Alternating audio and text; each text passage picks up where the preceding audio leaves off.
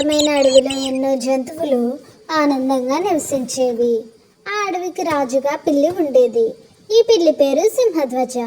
అడవిలో శాంతి మరియు క్రమం ఉండాలన్న ఆశతో జంతువులన్నీ పిల్లిని రాజుగా ఎన్నుకున్నాయి. సింహధ్వజ చాలా న్యాయంగా పాలించేవాడు. పిల్లి రాజుకు మంత్రిగా నక్క ఉండేది.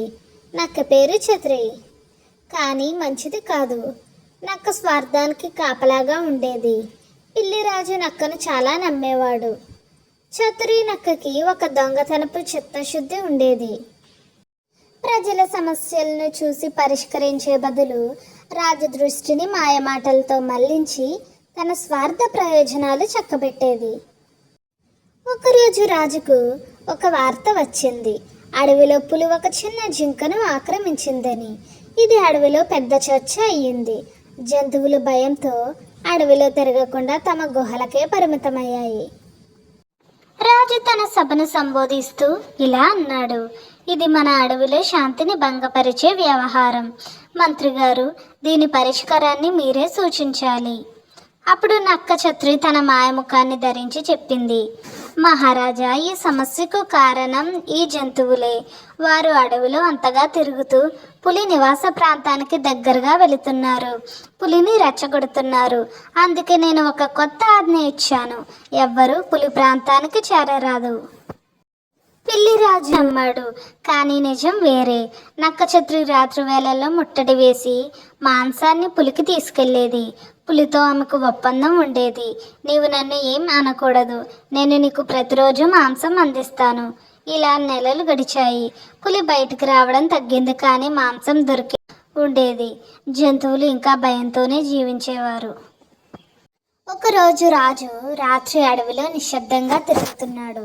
ఆ సమయంలో నక్క తన గుహ నుండి మాంసపు పొట్లను తీసుకుని బయటకు వస్తున్న దృశ్యం కనిపించింది.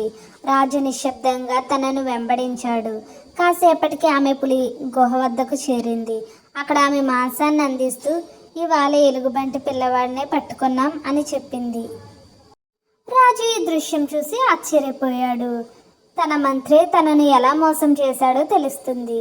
రాజు అక్కడికక్కడే వచ్చి, అందరినీ మోసం చేసి నీ స్వార్థం కోసం పనిచేసిన నిన్ను తక్షణమే రాజ్యం నుండి వెలవేస్తాను అని గర్జించాడు.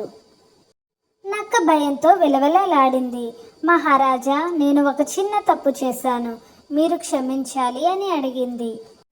కానీ రాజు గట్టిగా అన్నాడు: నీ మాయాముఖం నాకు చాలని చెప్పింది. నువ్వు ప్రజల నమ్మకాన్ని దెబ్బతీశావు. అటువంటి వాళ్లకు రాజ్యంలో స్థానం లేదు. ఇంకా నక్క రాజ్యం నుండి వెళ్ళిపోయింది. రాజు అప్పటి నుండి తన రాజ్యంలో నైతిక విలువలు ప్రవేశపెట్టాడు.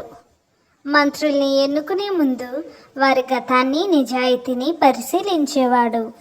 ఆ రోజు నుంచి అడవిలో కొత్త చట్టం అమలైంది. ముక్కు మీద ముసుగు వేసేవారు ఎంతకాలం మాయ చేస్తారో కానీ సత్యం వెలుగులోకి రాక తప్పదు.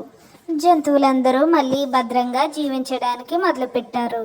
పులి కూడా పిల్లిరాజు సింహధ్వజ ధైర్యాన్ని చూసి ఇకపై ఎవరిని క్షోభ పెట్టకూడదని నిర్ణయించుకుంది.